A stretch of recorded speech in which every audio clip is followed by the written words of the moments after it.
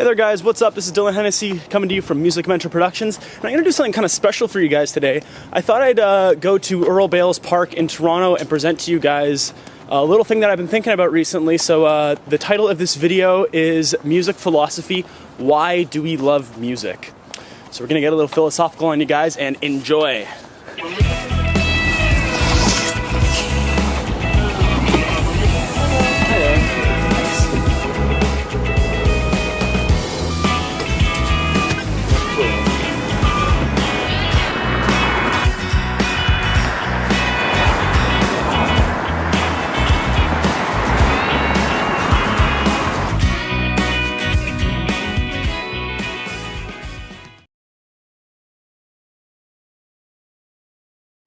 Check it out, guys. We're in Earl Bales Park in Toronto, Canada. This is one of my favorite parks. I've been coming here my whole life. Actually, you can see the ski lifts here. I've been coming here snowboarding for many, many years. And this is one of my favorite topics to talk about today that we're going to be getting into, and that is music philosophy. Why do we love music? What makes music so special, and why do we enjoy listening to music so much? Why is it integrated into our everyday lives?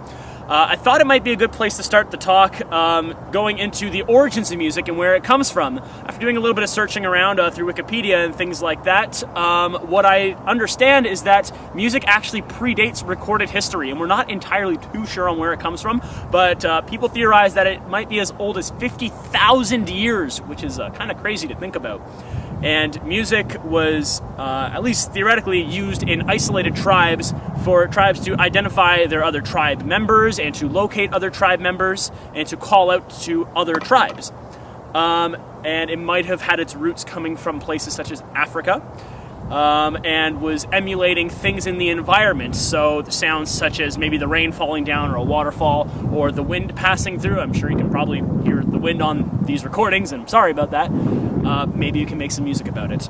And music then went on to become a divine worship of the gods, and people created gospel music from that, which is some of the most beautiful music ever composed, and it still gets used in churches today. Then you had things like slavery, and slaves would have their pickaxe keep on coming down, and they formed a rhythm out of that, and eventually made the blues music out of it. And blues music actually still has its roots in modern music today. You also had things like bards would go and present songs to kings, and if the king saw any imperfection in the songs, off with their head.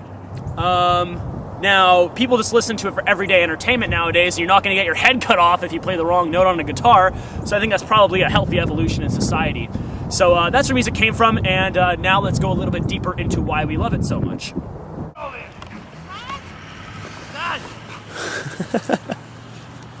Hello. Come here. Just say hi. Dad, come here. Alright guys, we shot out a little bit deeper into the woods, and I wanted to bring up the first major point of this video, which is art is expression where words alone are not. And I'll say that again. Art is expression where words alone are not. Now what exactly do I mean by that? Have you ever been listening to a piece of music and realized that there's just a certain intangible quality to it, and that having the idea presented alongside music is now a little bit more powerful? It's a little bit of a vague concept to grasp, but you know it to be true after listening to so much music throughout your life and getting goosebumps at certain songs. It's definitely true that it's a little bit more powerful. This applies for things such as movies, and some could even argue video games are a well-prepared dish. And I believe this to be true because not only are our brains involved in this, but so are our senses. Now, isn't that interesting? You have something like music, which is very clearly auditory, and then visual art, well, visual, obviously. Things like movies that will combine multiple senses, and they provide a greater depth of experience. Say that someone came up to you and said, "Oh man, I'm heartbroken, girlfriend just dumped me, and now I'm really sad." You might feel bad for the person, but you kind of understand it more from a place of logic than experience. And people generally tend to understand things in greater depth once they've been experienced not only logically, but emotionally and experientially as well. And art gives us the chance to do that because it really is something tactile that we can experience with our senses rather than just understand. The psychologist Klaus Scherer had an interesting theory about this that I'll kind of paraphrase. And he thinks that the experienced emotion in music is sort of divided up into 4 parts. And those are structure, the performer, the listener, and the context. So we'll go a little bit deeper on those, but the structure basically is talking about what kind of a song is this? What tempo is it at? What key is it in? Is it major and nice and happy, or is it minor and sad? So you had something major like Happy Birthday. I don't think that anyone here is listening to Happy Birthday feeling depressed about life. Maybe they are, and maybe you need to go see Klaus Scherer, the psychologist, and he could help you out with that. But something like Moonlight Sonata would be a much sadder song in structure. Then you have something like the performer who's performing the song. How skilled are they? What level of musicianship are they at? But beyond that, how present are they, and in what state are they in when they're performing their song? Then you have the listener, which is just who are you as a person? What experiences have you been in throughout your lifetime, and how do you relate to the song that is being played right now? And the last one is the context. And I mean, if you're sitting in your office and you're working on some document, hearing a song might not have the same impact as if you had heard that same song being played at your wedding as you and your wife are dancing to it for the first time. So it's just kind of made up of those 4 things, at least he theorizes, and I agree with, which are the structure, the performer, the listener, and the context. Check out what I just spotted. Let's go. Wow. Whoa. I actually really go inside there, eh? So why do we love music? Why do we come to a big old auditorium like this and say, hey you, mister with a microphone, tell me a story, sing me a song? Well, I think part of it is we just like to relate to people. When we see that someone else has made themselves very vulnerable, it helps us feel more valid and assured in our own feeling toward a similar situation. But it goes a little bit deeper beyond that as well. Let's go back to that example I was talking about before, where the guy says, oh man, I'm so sad. My girlfriend dumped me. I'm going to be depressed for a long, long time. And you might say to them, oh man, I'm sorry to hear. I really feel bad for you. And you might really feel bad for them. But that's coming more from a place of logic. And people tend to understand things better when it comes from a place of experience. And with art, you do get to have that experience through your senses. So it's plausible to say that it connects on a more personal level, because rather than a story being told, it's an experience shared. So now when they say, my girlfriend dumped me, I am sad, you feel bad for them, but you also feel bad for yourself. Isn't that kind of funny to think about? It's also interesting to see the healing power that art can have for people. They've taken clinically depressed patients and made them listen to sad music. And through sharing that experience of sadness with an artist, they felt better. And isn't that kind of funny to think about? I mean, like, sad plus sad equals happy. And I don't think that came from a place of comparison or anything like that, where they're like, oh, look at this person. They're a famous artist. And they're sad. I can feel better about myself by comparison to them. No. It's like, it reminds them how human of an experience it is to go through a situation like that. And being able to experience it with someone else actually has a healing quality.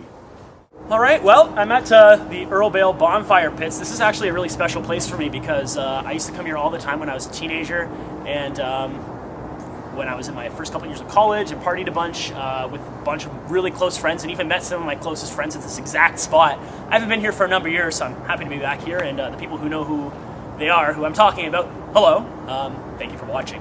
I thought this would be an appropriate place to actually talk about music through the ages, and as you grow, how your sense of music deepens. But first we're going to talk about listening to music as an infant.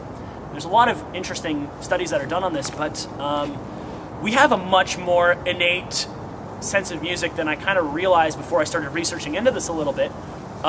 You guys might have heard some of these studies saying that if you play classical music for a child who is either in the womb or beneath the age of 1 year, that kid actually becomes smarter.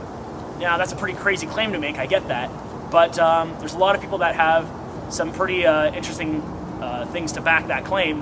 There's not quite enough evidence yet to scientifically prove it, but a lot of people have made this claim, and it's a pretty strong indicator toward the potential of music in a young child. And I mean, if you play music for a young child, you can kind of just like see their eyes light up and they almost go into a trance listening to it. And listening to music actually helps an infant bond with their environment. And even more strongly, if the parent sings music for the child, it helps them bond with the parents. And that's also scientifically proven. So that's why you have parents singing Rockabye Baby and You Are My Sunshine, which, as a side tangent, those are actually both really dark songs and have very tragic endings, but we won't go into that. So playing things like lullabies and classical music for a child, things with calm and harmonically pleasant tones are very positive for the child, and this is also why I will never play Metallica's Master of Puppets for my nephew ever again. I know it was wrong, and I'm sorry that I made you cry. Just kidding. Also, as you get older, your sense of music deepens. Allow me to make a little bit of an analogy here, okay? So take something like meditation, where you sit for 20 minutes every day and you breathe and you ground yourself in the present moment. Now that's something that you could explain to somebody, and they might get it logically, but it's something they need to experience. You can't just tell someone like, oh, well, you just sit there and you get present to the moment, and when your mind wanders off, you just bring it back and become present to the moment again. And that might make sense logically, but you do have to go through the experience in order to fully understand what that really means and all the ramifications of it. The same is true with music. I believe if you listen to more music over time, that sense of music actually deepens within you. And the more types of music that you expose yourself to, it's actually going to make you gain a greater appreciation for more different types of music. Go figure, right? It's like the state that you find yourself the most often in, or the activity that you're doing the most often, becomes like a default state. And like just listening to music over and over and over again will ground that within you, that listening to music is pleasant, especially if you're listening to music in pleasant scenarios. So, and obviously you have different types of music that suit different venues, and that makes a lot of sense. I mean, I wouldn't want to be listening to like club top 40 when I'm going to the masseuse for a massage or something like that. I want to listen to something more calm. But if someone out there knows of some crazy masseuse in the downtown club district they've been to, please tell me in the comments below. That sounds like quite the range of emotions to experience.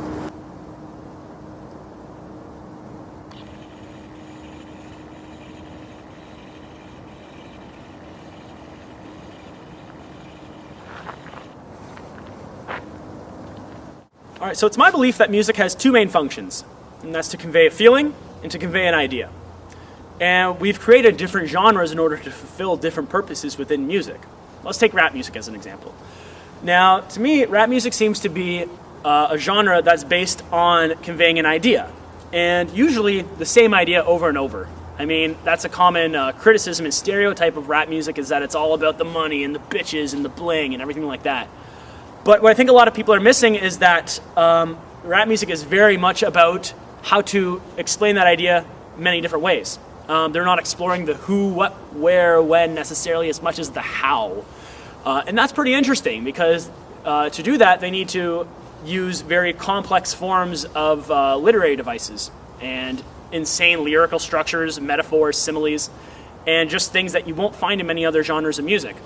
Now, on the polar opposite end of the spectrum, we have country music, and that is almost entirely based in conveying a feeling, and that can be done through storytelling as well. But normally, that's sort of like a genre that tries to tug at your heartstrings and be very direct and to the point, and it wouldn't really make sense to go using the crazy amounts of literary devices and the hows that rap music does. So we create different genres for different purposes. Another thing I want to talk about really quickly is I think that people could argue that the value of music has decreased over time, especially when you consider things like how in the 1800s you might only ever hear your favorite piece of music 2 or 3 times in your life. You would have to walk into some type of tavern where a pianist is playing your favorite piece of music, or go see your favorite musician in concert, for example, which is still something people do today.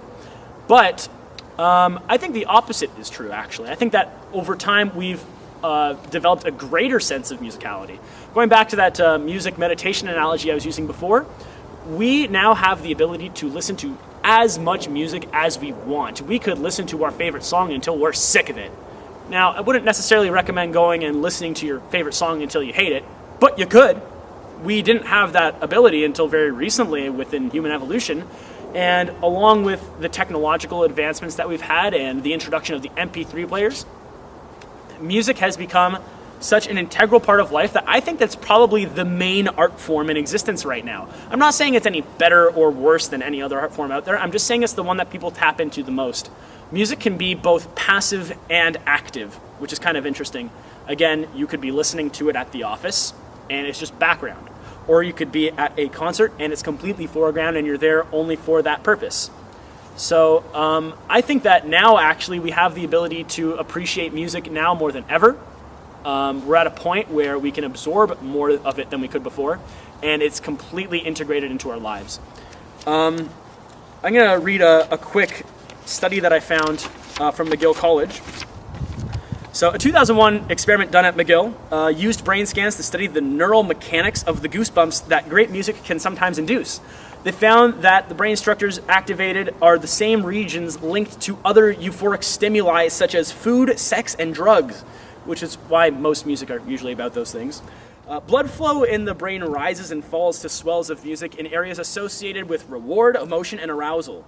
As stimulation for food and sex are important for an organism's survival, the fact that similar neural activity is observed in responses to features in music suggests that there could be some evolutionary advantage to the ability to hear or hum a good tune. In conclusion, music is a bridge between generations, between cultures, languages, infants who can't understand us yet, and maybe even other species, for all we know. It is words where words are not enough and can significantly deepen and increase the quality of one's life. As to the specifics of why music does this to us, I don't think we'll ever 100% understand. And to be quite honest, I'm kind of glad that it's that way. I don't think we're ever supposed to understand it fully in logic, because if we did, we might not have ever needed to convey it through art in the first place. So thank you guys again for watching. Thank you very much. You can head over to musicmentorproductions.com if you want to see more. Also subscribe to my YouTube page to get more of the same. Thank you guys for watching. Love music! See you guys next time.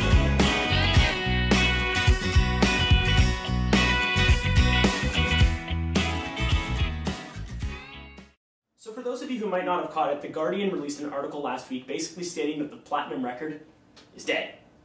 It's gone. There's not going to be any more platinum records. This is the first year since the platinum record has come into existence.